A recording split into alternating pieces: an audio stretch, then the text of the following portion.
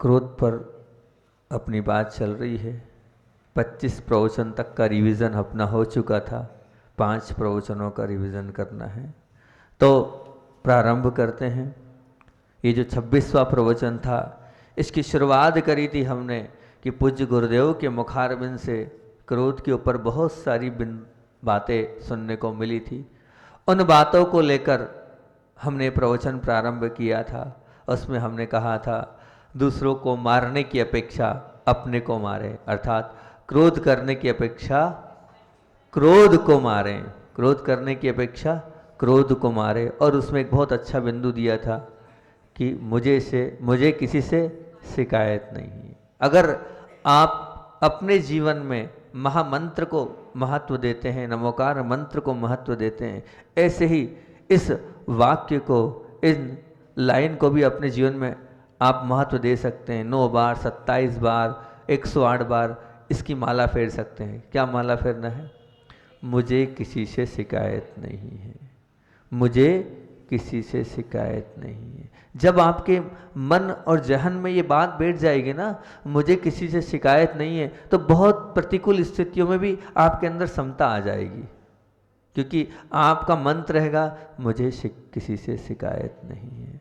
जहाँ आपके जीवन में ये बात बैठ गई तो आपके अंदर जो आपकी अपेक्षाएं, उन अपेक्षाओं की जब पूर्ति नहीं होगी, तो आपके जब अपेक्षाओं की उपेक्षा होगी, तो आपके मन और हृदय से एक ही बात निकलेगी, मुझे किसी से शिकायत नहीं।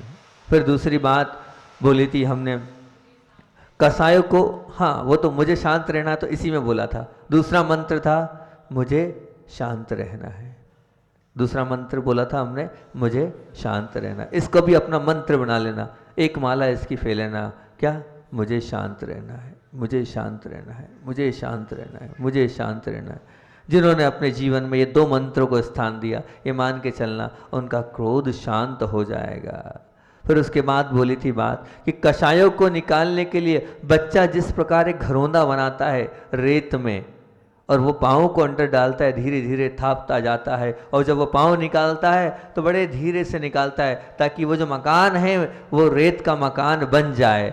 ऐसे ही आप भी, कषाय जाती नहीं है, क्रोध जाता नहीं है, धीरे धीरे प्रयास करें, और धीरे धीरे प्रयास करने के बाद अपनी इन कषायों को ऐसे ही, जैसे 2 मंत्र बताएं, इन 2 मंत्रों को अपने जीवन में स्थान दें, वो कषाय और क्रोध चले जाएंगे। अनादिकाल से जिन क्रोध को हम करते हैं, इतनी जल्दी 30 दिन के प्रवचन में जाना सहज नहीं है, कठिन काम भी है। और फिर उसके बाद हमने कहा था कि क्रोध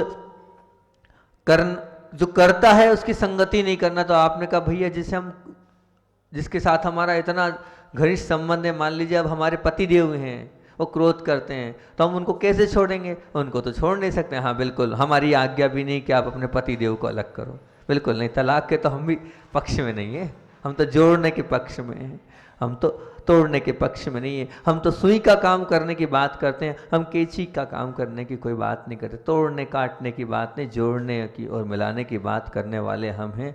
तो हमने उस वक्त आपसे कहा था, जो हम शाम को ध्यान कराते हैं, उस ध्यान में वो जो 5 चीज़ें बहुत महत्वपूर्ण है, अंतिम, उन 5 चीज़ों को अपने जीवन में उतार लो। और ज़्यादा नहीं हो तो उस व्यक्ति के उस स्थान पर जो 5 बताए थे, शांति, सफ़ेद अक्षरों से अब उस ललाट स्थल पर आप शांति का चिंतन करो, शांति का ध्यान करो। सामने वाले व्यक्ति को अपने समक्ष बनाओ और उसके ललाट स्थल पर आप शांति को देखो, शांति को लिखो सफ़ेद अक्षर से।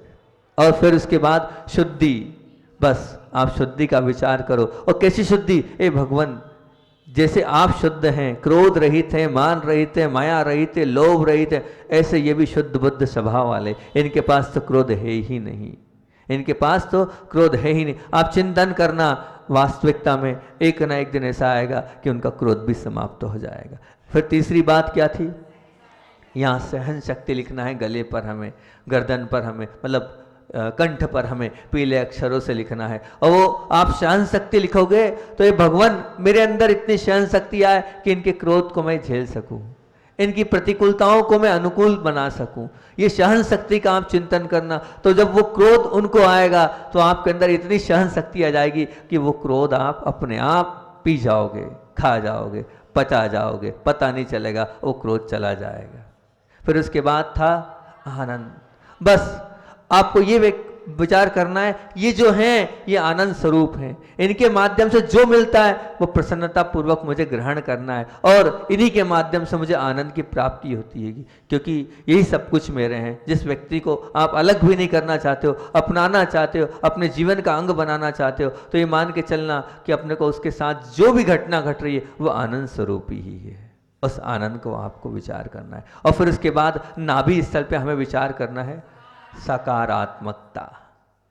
काले अक्षरों से लिखेंगे हम नाभि स्थल पर सकारात्मकता। जिस व्यक्ति को हम चाहते हैं उसको बनाकर भी उसके हृदय पर सकारात्मकता लिखेंगे। और फिर यही विचार करना है, क्या ये बहुत अच्छे हैं, ये जो मिले हैं मेरे कर्म के उदय से मिले हैं। जो भी XYZ जिससे आपको लगता है, चाहे सासू हो, चाहे बहू हो, चाहे पति हो, चाहे जो हो, चाहे बेटा हो, चाहे बेटी हो, जो भी हो, क्या सकारात्मकता से विचार करना है, ये जो मिले हैं जैसे भी हैं मेरे कर्म के उदय से मिले हैं। बाकी चीज़ तो चॉइस से मिल सकती है, मकान चॉइस से मिल सकता है, आपको गाड़ी चॉइस से मिल सकती है, लेकिन ध्यान रखना माँ चॉइस से नहीं मिलेगी, पिता चॉइस से नहीं मिलेंगे, है ना, पत्नी चॉइस से नहीं मिलेगी। जो मिला है मेरे पुण्य के उदय से मिला है, और इससे अच्छा मुझे मिल नहीं सकता था, इससे अच्छा कोई हो नहीं सकता है, इससे अच्छा कोई हो नहीं सकता है। इसलिए जो मिला है मुझे स्वीकार करना है, और इनसे अच्छा कोई होगा नहीं और हो सकता नहीं है। ये सकारात्मकता वाली बात अपने को करना है, और उनको अच्छा मानना है, उनको बहुत बढ़िया मानना है, उनको एक्सेप्ट करना है। ये सकारात्मकता, ये बात उस दिन के प्रवचन की मुख्यता से कही थी। फिर बोला था कि प्रस्तुति करने के पहले स्तुति कर लें, तो फिर प्रस्तुति करें। दो बातों से जोड़ा था। स्तुति से मतलब यही था कि आप पहले खुद तो विचार कर लो कि मुझे सामने वाले से कुछ बोलना है। स्तुति मतलब स्वयं विचार कर लें कि मैं क्या बोलने वाला हूं, और वो बोलने के बाद सामने वाले के अंदर क्या प्रभाव पड़ेगा। पहले विचार तो करो उसका कि मैं जो बोलूंगा उसका सामने वाले पर क्या रिएक्शन आएगा, वो क्या इफेक्ट करेगा। वही बात अगर दूसरा मुझसे बोलेगा तो मुझे कैसा लगेगा, ये विचार करना। प्रस्तुति करने के पहले अकेले में स्तुति कर लेना। एक अर्थ ये निकाला, ये गुरुजी के वचन है, जब मैं बोल रहा हूँ एक गुरुजी के वचन बोल रहा हूँ, और दूसरा अर्थ ये निकाला था कि हम जो बोलें वो स्तुति योग्य हो। अर्थात हम प्रभु की भक्ति कैसे करते हैं, प्रभु की भक्ति में क्या हमारे गाली होती है, क्या अपशब्द होते हैं, क्या ऐसे वचन होते नहीं। तो हम जिससे बात करें हमारे वचनों में स्तुति हो। इसलिए प्रस्तुति करने के पहले अकेले में स्तुति करें, फिर प्रस्तुति करें। फिर उसके बाद अगली बात बोली थी मैंने, बीपी का उदाहरण दिया था। बीपी मशीन का आचार्य भगवान बार बार उदाहरण देते हैं कि वो जो अभी वाली बीपी मशीन जो ऐसे ऐसे करके आती है, जो जैसा होगा वैसे नीचे आके गिरता है। ऐसे आप जितना क्रोध करोगे उतना नीचे गड्ढे में जाओगे, उतने नीचे नरकों में आप जाओगे। देख लेना, आप पता कर लेना, नरक में जब जन्म होता है ना तो जितने जितने नीचे नीचे जाते हैं उतने ऊंचाई ऊंचाई से गिराते हैं उनको। जन्म के साथ ही दुख हैगा वहां पर, पढ़ लेना आप, आगम को उठा कर देख लेना। तो आप ये मान के चलना, जैसा जैसा क्रोध, जितना जितना क्रोध, जितने जितनी क्रोध की हमारी लंबाई बढ़ती जा रही है, जितनी हमारे मन में उसकी गठान बढ़ती जा रही है, उतना उतने नीचे नरकों में हमें जाना है, जाना है, जाना है, निश्चित है।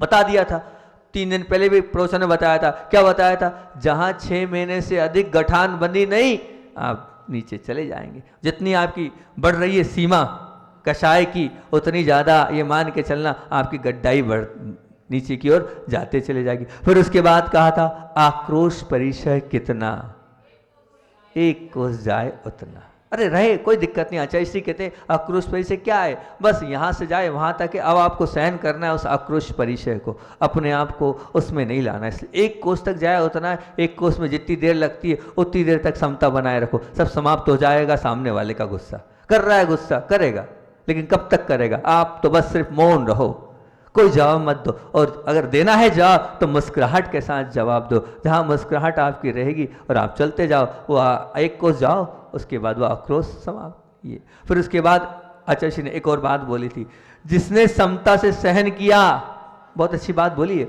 जिसने समता से सहन किया संसार उसी से ममता रखता है। जिसने समता से सहन किया संसार उसी से ममता रखता है। ममता मतलब क्या? मोह रखता है, प्रेम रखता है, स्नेह रखता है, वात्सल्य रखता है, चाहता उसी को है। जिसने समता से सहन किया है उसी से संसार ममता करता है। ये हमारे कर्म रिजरा का साधन है। हम ये मान के आगे बढ़ जाएंगे तो बहुत अच्छी बात होगी। फिर उसके बाद ये मैंने बात बोली थी कि कोई 5 स्टार होटल में अगर मेले कुचले कपड़े पहनकर पहुंच जाएगा, और भी अनेक उदाहरण देके बताया था, तो आप अरे क्या आदमी है, 5 स्टार होटल में मेले कुचले करके पहन के आता है क्या? कोई वो जीन्स वो पहना है और उस पर अगर गांधी टोपी लगा लेगा, नहीं नहीं गांधी टोपी, आपने टाई लगाई है, सूट पहना और गांधी टोपी, कैसी बात कर, नहीं जमता। फिर मैंने इसके लिए 3 बात बोली थी। आप बताओ, प्रभु पूजा करने के वाले के साथ क्रोध जमता है क्या? जो भगवान की भक्ति कर रहा है यहाँ बैठ के दिन रात, और वो बाहर जाके क्रोध करे, जमता है? वो क्यों नहीं बोलते नहीं जमता है? परमात्मा की खूब स्तुति कर रहा है, भक्ति कर रहा है, भक्तामर का पाठ कर रहा है, खूब यहाँ पर भक्ति कर रहा है, भजन गा रहा है, और बाहर जाकर वो गालियां दे तो जमता है क्या? वो जम रहा है। वो आप स्पष्ट मना कर देते हो कि सूट के साथ गांधी टोपी नहीं जमती, तो ये यहाँ पर क्यों नहीं आप बोल रहे हो कि भैया तुम यहाँ पर तो बढ़िया जय जय जय जय गुरुदेव कर रहे हो, बाहर जाकर कौन सी गाली दे रहे हो? हैं? अब प्रभु के यहाँ प्रवचन सुन रहे हो गुरुओं के, और प्रवचन श्रवण करने के बाद बाहर जा रहे हो आप, और बाहर जाकर निंदा कर रहे हो, जमता है क्या? अरे यहाँ बैठ के प्रभु गुरु के प्रवचन सुन रहे हो, आगम की बात सुन रहे हो, और बाहर जाकर फिर अपनी सासू की बुराई कर रहे हो, जमता है क्या? बिल्कुल नहीं जमता। अपनी बहू की बुराई कर रहे हो, जमता है क्या? बिल्कुल नहीं जमता भैया, बिल्कुल। ये वाली बात मैंने बोली थी। और फिर उसके बाद मैंने बहुत सारे उदाहरण भी दिए थे, वो तो पूरा प्रवचन ही हो जाएगा। अंतिम एक बात और उस दिन बोली थी हमने, तुम्हारे पर रोने वालों की संगलियां उंगली पर गिनी जा सके इतनी है, और जबकि तुम्हारे कारण रोने वालों की संख्या कितनी है? अनगिनत। तुम अपने जीवन में झांक कर तो देखना, झांक के देखना, तुम्हारे कारण कितने, मतलब तुम्हारे लिए कितने लोगों ने रोआ, तुम्हारे कारण कितने लोगों ने रोआ है। बहुत सारे लोगों को आपने रुलाया है। ऐसा आपका जीवन है। अगर ऐसा आपका जीवन है तो निश्चित मानना आपने अपने जीवन में वो कमाया है जो सीधे नीचे ले जाने वाला होगा, वो नहीं कमाया जो सीधे ऊपर ले जाने वाला होगा। और फिर उसके बाद एक और अंतिम बात बोली थी प्रवचन में हमने, क्रोध आवेश का परिणाम हो सकता है, परंतु क्रोध हुआ, आवेश का परिणाम मतलब आवेश आ सकता है, परंतु बेर तो व्यक्ति के प्रति दुर्भाव के बिना संभव नहीं है। बेर व्यक्ति के प्रति दुर्भाव, जहां बेर ने जन्म लिया ये मान के चलना, उसके प्रति दुर्भाव आ गया। क्रोध तो आपको बच्चे पर भी आ जाता है, क्रोध तो आपको नौकर पर भी आ जाता है, क्रोध तो आपको ग्राहक पर भी आ जाता है। वो आवेश के कारण आ जाता है, थोड़ी बहुत बात के कारण। लेकिन बेर कहाँ है? बेर जहां है वहां दुर्भाव है, और जहां दुर्भाव है समझ लेना वहां तो आपका नीचे जाना पक्का है। तो दुर्भाव के कारण ही आपके ईमान के चलना बेर होता है। ये बात बोली थी। ये कुल मिलाकर अपनी 26 प्रवचन की बात समाप्त हुई। 27वां प्रवचन वैसे मेरे बैठे बैठे अब एक चिंतन यहाँ हुआ, आप लोग परमिशन देंगे तो अपन कल कर लेंगे, नहीं तो कल से तो नया सोचा है विषय अपन ने। मेरे भाव थे 30 प्रवचन है, ठीक है ना, और 30 प्रवचन में अगर आप लोग परमिशन देंगे तो कल अपन ये कर सकते हैं कि 30 प्रवचन में मुख्य मुख्य 4, 6, 5 बिंदु तो हैं। अगर आप तैयारी करके आओ सब लोग तो अपन कल ये 30 प्रवचन के एक एक बिंदु आप लोगों से पूछूं, मैं बताओगे, आप लोग तैयार हो? तैयारी करके आओगे? नहीं तो मैं यहां से पूछूं और ये चलता रहे और आप कुछ नहीं बताओ तो हंसी उड़ जाए। बता दोगे? अभी तो खैर बता देते हो आप, हैं? अगर आप बता दोगे तो कल अपन इसको कर लेंगे, जैसा आप बोलो आखिरी तक और सोच लेना।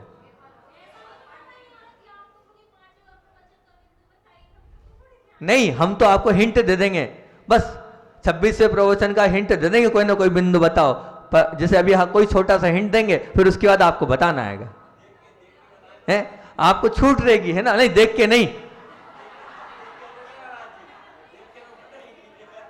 थोड़ा याद करना पड़ेगा। आप अगर आज दिन भर में मेहनत कर लोगे, क्या है कि इतनी मेहनत करी है आप लोगों ने, खूब सारा लिखा भी है आपने, ऐसा नहीं है, आप लोगों ने मेहनत तो करी, मैं मानता हूं। तो वो मेहनत करी, लिखा है आपने, चाहे सुन सुन के लिखाओ, बाद में भी सुन के लिखाओ, तो वो जब होगी जब आप याद कर लोगे। याद कर लोगे तो आपके जीवन में आ जाएगी बात। अगर आप कहोगे तो कल कर लेंगे, बना तो कर लेंगे, नहीं तो फिर अपना विषय चालू कर लेंगे, जैसा आप बोलोगे हम वैसा कर लेंगे। कर लोगे तो फिर सब तैयारी से आना, कल अपनी कॉपी पेन लेके आना। एक ज्यादा तो मिलना नहीं है, 7-8 बिंदु हो पाएंगे 20 मिनट में, अगर कोई आएगा बोलेगा 8-10 बिंदु जैसा भी होगा, ठीक है ना? पक्का? अरे तैयारी से आना, डर क्यों रहे हो? ठीक है, कोई बात नहीं, अकल आगे चलते हैं अपन। अब ध्यान से सुनो, आगे के कोई प्रवचन की कोई बात नहीं है जाए, है ना? तो अब चलते हैं 27वें प्रवचन की बात करते हैं अपन।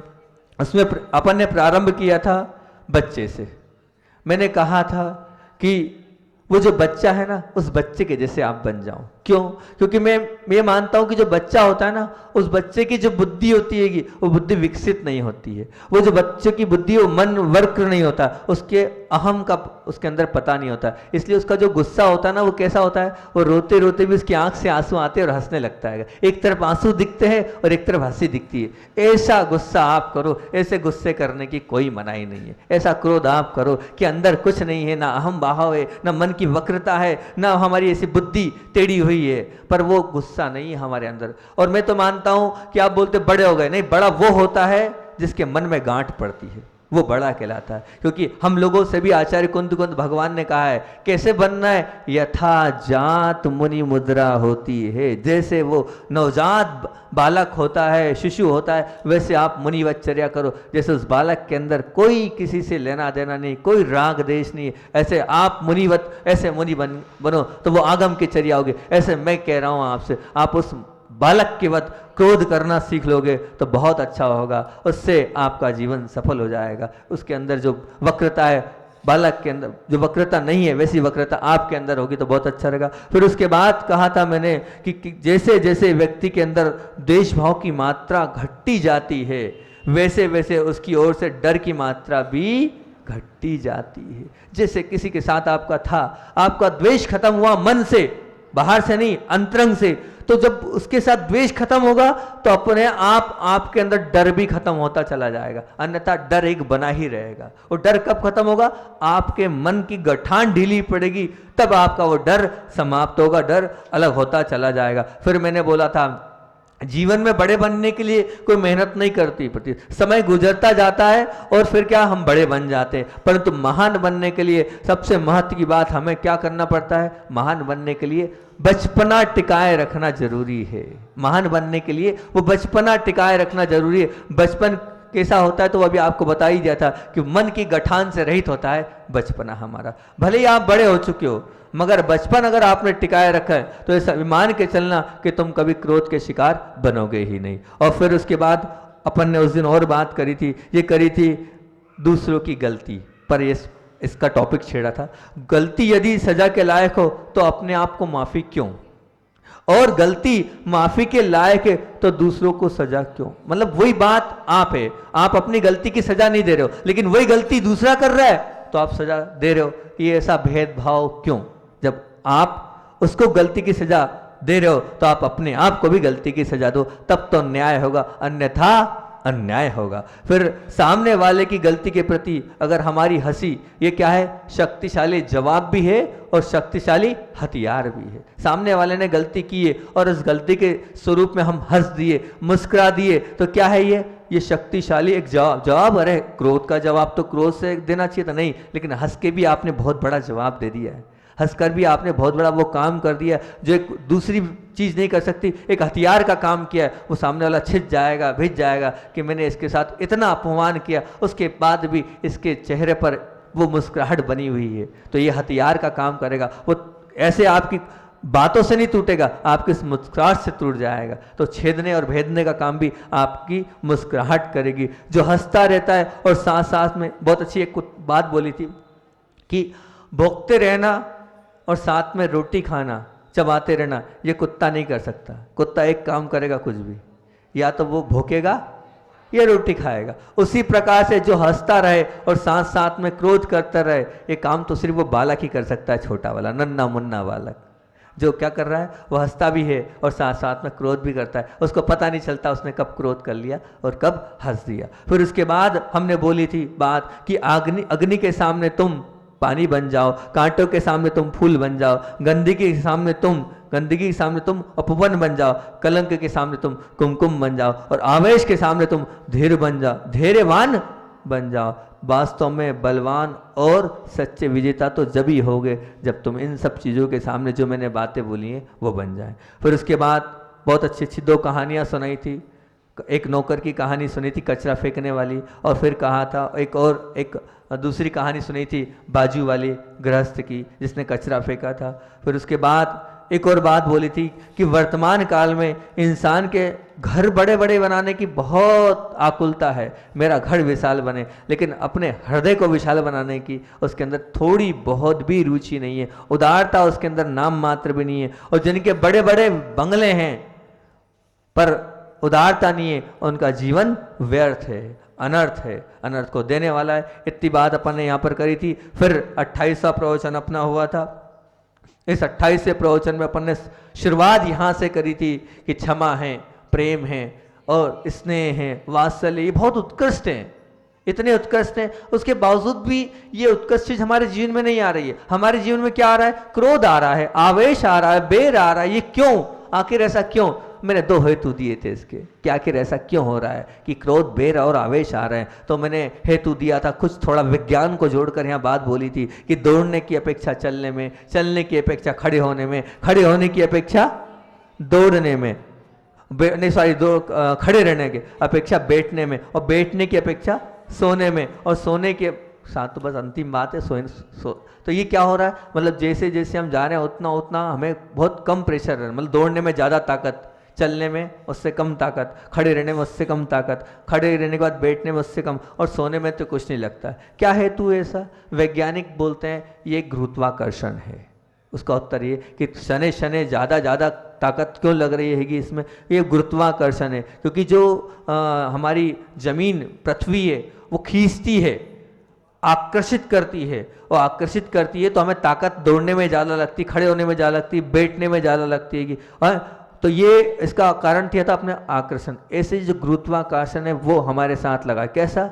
हमारे साथ अनादिकाल से आकर्षण लगा हुआ है, क्रोध का, बेर का, अनादिकाल से ये आकर्षण है। इस आकर्षण के कारण जो वो तो गुरुत्वाकर्षण जमीन का है, और ये आकर्षण अनादिकाल से हमारे अंदर है। तो हम जहां जिस पे ज्यादा आकर्षण है उसके ऊपर आकर्षित होते हैं। जैसे चलने में हमें हम दौड़ने में हमें उस गुरुत्वाकर्षण से टक्कर लेनी पड़ती है, इसी प्रकार से हमें इन प्रेम, वात्सल्य, इसके लिए हमें इन क्रोध आदि से टक्कर लेना पड़ेगी, तब जाकर हम अपने जीवन में इसको स्थान दे पाएंगे। दूसरी बात बोली थी कि क्रोध आदि जो तत्व हैं वो बहुत कनिष्ठ अवश्य, पर उनका आचरण बहुत सरल है। जल्दी से हम क्रोध कर लेते हैं क्योंकि उसका आचरण सरल है, करना बहुत सरल सहज है, लेकिन जो क्रोध को सहन करना वो बहुत कठिन है। इसलिए हम वो कठिन चीज तो नहीं कर पाते, शरीर सरल जल्दी कर लेते हैं। क्षमा आदि तत्व उत्तम अवश्य, पर आचरण में लाना बहुत कठिन है, हम वो नहीं कर पाते। तो ये बात ध्यान रखना, कोई भी चीज कठिन हो तो केवल इस कारण तुम उसे मत छोड़ना, और सरल हो उसे अपना लेना, ये तो ठीक नहीं है। बल्कि मैंने ये बोला था, पसंदगी कठिन और सरल के बीच नहीं करनी है, अच्छे और बुरे के बीच में करनी है। भले ही वो कठिन है अच्छी चीज, वो नहीं करने योग्य, लेकिन हमें अच्छे को ही चुनना है, बुरे को नहीं चुनना है। फिर उसके बाद बात करी थी हमने सत्य के ऊपर, बहुत अच्छी बात करी थी कि सत्य के खातिर लड़ने वाले इस दुनिया में अनेक हैं, गिनती नहीं, इतने हैं। हमें सत्य के लिए लड़ना है, परंतु सत्य का आचरण अपने जीवन में उतारने वाले गिनती के लोग हैं। सत्य के लिए लड़ना तो सबको है, सब लगे कि हमें सत्य के लिए लड़ना है, लेकिन एक बात बताओ, सत्य के लड़ने के साथ साथ आप तो इतनी बात बताओ, क्या वो सत्य आपके जीवन में है? आप कहोगे गिनती के लोग हैं जिनके जीवन में सत्य नहीं है, सत्य का आचरण नहीं है। फिर उसके बाद हमने बहुत अच्छी बात बोली थी, 5 बातें। तो 5 बातें आप याद रखना, क्योंकि सबको ललक है मुझे सत्य के लिए लड़ना है, सत्य के लिए लड़ना है। बहुत महत्वपूर्ण प्रवचन था 5 बातों को लेकर उस दिन का। सत्य के लिए लड़ना है, लड़ो, सत्य के लिए लड़ो, मना ही नहीं है, लेकिन 5 बातों को ध्यान रखकर लड़ना। ये 5 बातें अगर आपके जीवन में आ गई तो मैं मना नहीं कर रहा हूँ, खूब सत्य के लड़ना। और 5 बातें ये थी। सबसे पहली बात क्या थी कि जिस सत्य का आग्रह जीवों के प्रति दुर्भाव पैदा कराए तो मत करना। मतलब आप लड़ रहे हो, लेकिन लड़ने के साथ साथ आप सत्य धर्म का पालन कर रहे हो, और सत्य धर्म के साथ अगर आपके हृदय में दुर्भाव है तो ऐसा लड़ना ही क्यों? हमारे मन में दुर्भाव नहीं होना चाहिए। अगर दुर्भाव है, अगर दुर्भाव के साथ हम कार्य कर रहे हैं तो ध्यान रखना वो ठीक नहीं है। पहली बात बोली थी। फिर दूसरी बात क्या बोली थी? दूसरी बात बोली थी मन को हमेशा तनावग्रस्त रखे। तो क्या मतलब? आप लड़ रहे हो सत्य के लिए, अच्छा काम कर रहे हो, और दिन प्रतिदिन पल प्रतिपल अगर आपका मन तनावग्रस्त है तो क्या मतलब? होना ही नहीं चाहिए ऐसी लड़ाई, ऐसा विवाद। फिर तीसरी बात बोली थी सत्य के विरोधियों पर टूट पड़ने का अगर जुनून हमारे अंदर है तो क्या मतलब सत्य के लिए हम लड़ तो रहे हैं, अब सत्य के विरोधियों पर टूट पड़ने का हमेशा जुनून है? नहीं, इसने सत्य के पीछे कुछ गलत किया है, अब बस उससे लड़ने का जुनून अगर हमारे मन में सतत पैदा है, वो सत्य के पीछे हमारा विद्रोह ठीक नहीं है। फिर अपने मन की वृत्ति का निरीक्षण ना कर सके हम, अरे हम क्या क्या सोच लेते हैं उस व्यक्ति के विषय में, उसको मार डालेंगे, उसको काट डालेंगे, उसका सब कुछ समाप्त कर डालेंगे। क्या है, कहाँ जा रहे हो आप सत्य की लड़ाई लड़ रहे हो, लेकिन अपना स्वयं का कितना नुकसान कर रहे हो, स्वयं के परिणामों में कितनी कलुषता आ गई, स्वयं आप गड्ढे में गिरते जा रहे हो। ऐसा काम क्यों कर रहे हो आप बताओ? इस प्रकार की स्थिति आपके अंदर क्यों आ रही है? ऐसी चीज ना आए। और फिर उसके बाद योगी पांचवी बात थी कि क्या हो गया भैया, सब लोग उधर डिस्टर्ब हो रहे हैं, आप क्या कर रहे हो? पांचवी बात है राग देश कम करने के लक्ष्य की सरासर उपेक्षा। मतलब क्या हो रहा है, आपका जो राग और द्वेष है वो कम करने की बात ही नहीं आ रही, सरासर उसकी उपेक्षा हो रही है। ऐसे सत्य के खातिर आप मत लड़ो भैया, जिसमें आपके जीवन में जो राग और द्वेष है वो घर ही करते जा रहे हैं, वो निकल ही नहीं रहे राग द्वेष आपके जीवन से। तो ऐसे सत्य के खातिर आपको लड़ना नहीं है। ऐसी 5 प्रमुख बातें हमने उस दिन आपसे करी थी। अपना समय तो हो गया है, अभी तो 2 प्रवचन और रह गए हैं, 29वां और 30वां। क्या करें? तो कल ऐसा करेंगे, 29वां और 30वां प्रवचन दोनों ले लेंगे, और लेने के बाद अगर आप लोग तैयारी करके आएंगे और आप अगर बता पाएंगे तो हम आपसे पूछ लेंगे, अन्यथा हमने बहुत अच्छा विषय सोचा है, उसको हम प्रारंभ करने वाले हैं। 4 आत्म के अहित विषय कषाय। आत्म के अहित क्या है? विषय कषाय। और उन विषय कषाय में क्रोध की बात हो गई हमारी, विषय की तो कर ही लिए है ना। और मेरे मानना है कि क्रोध के अंदर अभिमान की बात भी आ चुकी है, ठीक है ना। और मायाचारी और लोभ रह गया है, तो अपन लोभ से स्टार्ट करेंगे और लोभ की बात आपको समझाने का प्रयास करेंगे, ताकि आपके जीवन से लोभ समाप्त हो जाए और आप निर्लोभी बन जाएं, क्योंकि सबसे अंत में लोभ ही जाता है। इतना रखते हैं, आगे के अब 2 प्रवचनों का सारभूत अपन कल कर